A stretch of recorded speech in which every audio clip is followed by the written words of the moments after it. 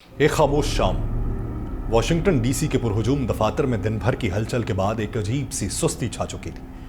White house کے ارد گرد سیکیورٹی معمول کے مطابق مستعد تھی، لیکن ایک جگہ کہیں پردے کے پیچھے ایک خفیہ گروپ چیٹ میں ایسے فیصلے ہو رہے تھے جو دنیا کے نقشے پر خونی لکیریں کھینچ سکتے تھے۔ یمن پر ممکنہ امریکی حملے کی منصوبہ بندی، وہ بھی ایک ایسی چیٹ ایپ پر جسے رازداری کا کلا سمجھا جاتا ہے، لیکن پھر ایک ایسی لغزش ہوئی جو کسی ہالی ووڈ کی جاسوسی فلم کا منظر لگتی ہے۔ ایک ایسا شخص جو اس گفتگو کا حصہ نہیں تھا اچانک اندر شامل ہوا۔ جیفری گولڈ برگ، ایک مشہور صحافی، وہ شخص جو صرف خبریں لکھتا تھا، پالیسی نہیں بناتا تھا۔ اور اب وہ ایک ایسے کمرے میں کھڑا تھا جہاں امریکہ کی فوجی طاقت کو حرکت دینے کے راز کھل کے بولے جا رہے تھے۔ یہ کوئی سازش نہیں تھی، کوئی ہیکنگ نہیں تھی، بس ایک دعوت نامہ، ایک کلک اور ایک مکمل خفیہ دنیا کی کھڑکی کھل گئی۔ مگر سوال یہ ہے کہ اگر یہ صحافی کی بجائے کوئی دشمن ہوتا، اگر یہ کلک امریکہ کی سلامتی کے در و دیوار ہلا دیتا، اور یہ سب کچھ ہوا ٹرمپ انتظامیہ کے عہد میں، ایک ایسے وقت میں جب حساس ترین فیصلے سیاست کے ہنگاموں میں دب کے رہ گئے۔ یہ کہانی محض ایک غلطی کی نہیں، بلکہ اس سوچ کی ہے جو طاقت اور احتیاط کے درمیان فرق کو مٹا دیتی ہے۔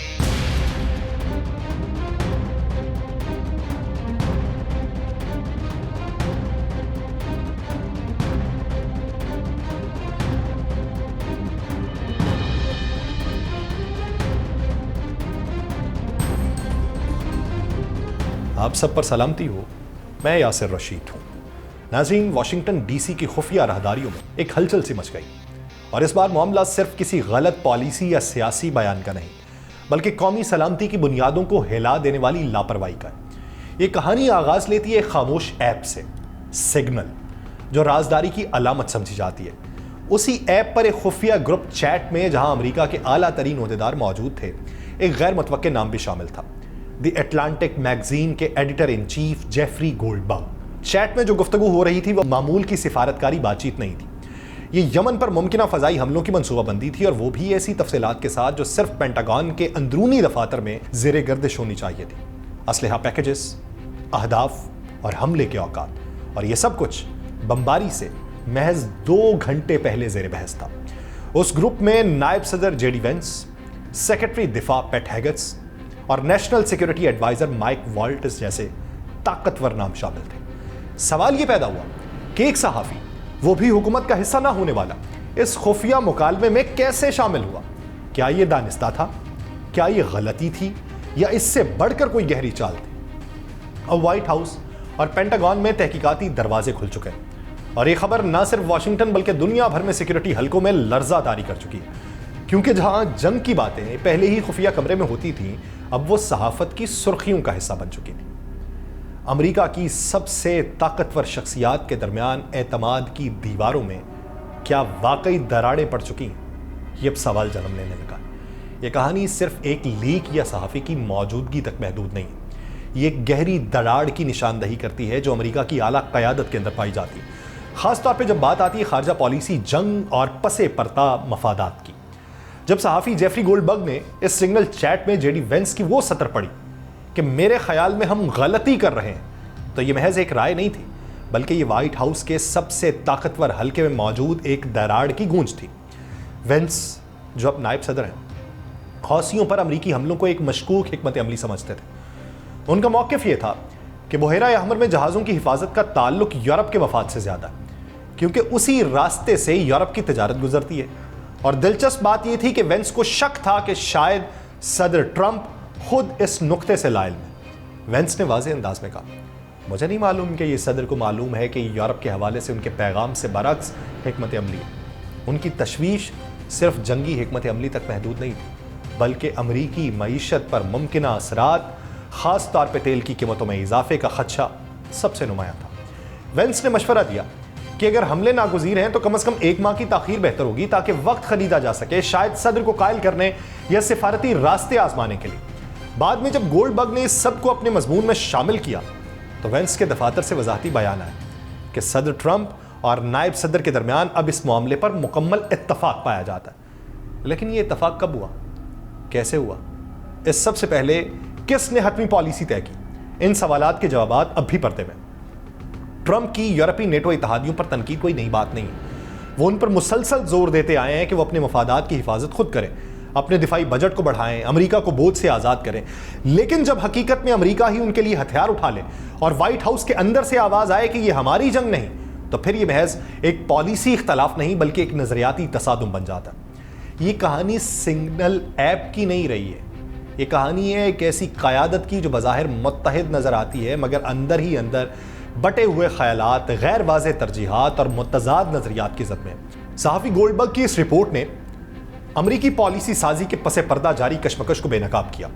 چیٹ میں جے ڈی وینس کی باتوں سے صاف ظاہر ہوتا ہے کہ وہ امریکہ کے حالیہ حوثی مخالف فضائی حملوں کو محض یورپ کے مفادات کی حفاظت سمجھتے ہیں اور اس میں امریکہ کے کسی واضح فائدے کو نہایت محدود تصور کرتے ہیں۔ وینس نے دفاعی سیکرٹری سے گفتگو میں نہایت تلخ لہجے میں کہا کہ اگرچہ وہ امریکی کارروائیوں کی مخالفت نہیں کر رہے لیکن انہیں اس بات سے سخت نفرت ہے کہ امریکہ ایک بار پھر یورپ کے لیے اپنی جان پہ کھیل رہا ہے۔ ان کی اس نکتہ چینی کی پیٹ ہیگس نے فوری تائید کی اور کہا کہ وہ یورپیوں کی مفت خوری کے خلاف وینس کے جذبات کی مکمل حمایت کرتے ہیں، اور یہ الفاظ نہ صرف تنقیدی تھے بلکہ ایک بڑی پالیسی تبدیلی کی طرف اشارہ کر رہے ہیں۔ گروپ میں ایک اور اہم رکن ایس ایم نے یہ مطالبہ کیا کہ اگر امریکہ یورپ اور مصر کے لیے بحری راستے کھول رہا ہے تو بدلے میں اسے ٹھوس معاشی فوائد بھی حاصل ہونے چاہیے۔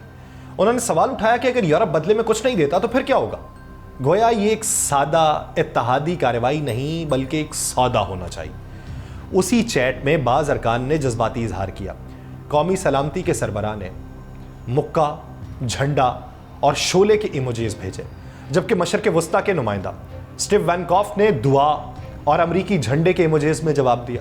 ان علامات کے ذریعے وہ شاید حوصلہ افزائی اور یکجہتی کا اظہار کرنا چاہتے تھے، لیکن اس پورے چیٹ کے دوران جے ڈی وینس کی ایک بات واضح طور پہ ابھری کہ وہ امریکہ کو یورپی مفادات کے لیے استعمال ہوتے دیکھ کر ناخوش ہیں اور چاہتے ہیں کہ ہر اقدام کے بدلے میں کوئی نفع، کوئی واپسی ضرور ہو۔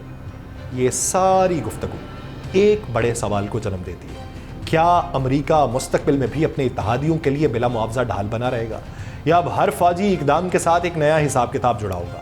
یہ سب کہانی کسی جاسوسی ناول کی طرح لگتی ہے مگر حقیقت ہے۔ مارچ 2025 کی اس خاموش اور خفیہ چیٹ نے امریکہ کی خارجہ پالیسی کے پس پردہ پردوں کو ہٹایا۔ جے ڈی وینس جیسے اہم سیاستدان جنہوں نے یورپ کو ایک بار پھر امریکی کندھوں پہ سوار ہوتے دیکھا، کھل کے اپنے تحفظات کا اظہار کر چکے تھے۔ انہیں خدشہ تھا کہ یہ کارروائیاں صدر ٹرمپ کے اس سخت پیغام کے خلاف جائیں گی جو وہ یورپی اتحادیوں کو دینا چاہتے ہیں کہ امریکہ اب مفت میں دنیا کا ٹھیکیدار نہیں بنے گا۔ وینس کی باتوں پہ پیٹ کی تائید نے مزید واضح کر دیا کہ یہ صرف ایک شخص کی سوچ نہیں بلکہ ٹرمپ کی قریبی ٹیم کا مجموعی احساس ہے۔ اور پھر جب کھل کے ایس ایم کی طرف سے یہ کہا گیا کہ ہمیں یورپ اور مصر سے صاف الفاظ میں کہنا چاہیے کہ بدلے میں ہمیں کیا چاہیے، کیا ہم صرف حملہ کر کے واپسی کا راستہ کھول دیں اور بدلے میں کچھ نہ لیں؟ قومی سلامتی کے مشیر کا رد عمل گویا ایک جذباتی نعرہ تھا: مکہ یعنی آگ کا شعلہ، امریکی جھنڈا۔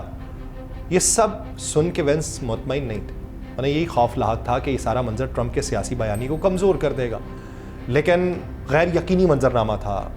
جب کہا گیا وزیر دفاع کی جانب سے کہ ہم نہیں جانتے کہ آگے کیا ہوگا مگر ہمیں پیغام پہ توجہ رکھنی ہوگی، بائیڈن ناکام ہوا اور یہ حوثی ایران کی پشت پناہی سے طاقت میں۔ مگر یہاں کہانی کا ایک دوسرا رخ بھی ہے۔ جب جرنلسٹ گولڈبرگ کو اچانک ایک خفیہ گروپ میں شامل کیا گیا تو انہیں لگا شاید کوئی مذاق ہو رہا، مگر جلد ہی ان پر حقیقت آشکار ہوئی۔ یہ وہ لوگ تھے جو امریکی خارجہ پالیسی کے فیصلے کر رہے تھے، غیر سرکاری چینلز پر بغیر کسی نگرانی۔ اب کانگریس اور سینٹ میں ایک طوفان برپا ہے۔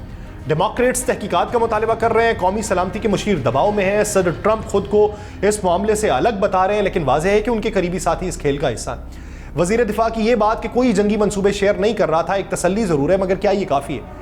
یہ چیٹ نہیں ہے، امریکہ کی پالیسی کا اصل چہرہ ہے جو عوامی سطح پر نہیں دکھایا جاتا۔ اب جبکہ یہ چہرہ بے نقاب ہو چکا ہے تو سوال یہ کہ کیا امریکہ اپنی پالیسی کو عوام کے سامنے لے جانے کے لیے تیار ہے یا سب کچھ خفیہ ہی رہے گا؟ جس میں بااثر سیاسی صحافی کو اس واقعے میں یمن پر حملے سے متعلق حساس چیٹ میں نادانستہ شامل کیا گیا، نہ صرف ٹرمپ انتظامیہ کی داخلی سیکیورٹی پہ سوالات ہیں بلکہ امریکی قومی سلامتی کے بنیادی اصولوں کو چیلنج کرتا ہے۔ اب تجزیے سامنے آ رہے ہیں۔ جس پہلو کو سب سے زیادہ اہم قرار دیا گیا وہ یہ کہ امریکہ فوجی طاقت کو کب اور کہاں استعمال کر رہا ہے، اس کا فیصلہ سب سے حساس اور نازک صدارتی اختیار ہے۔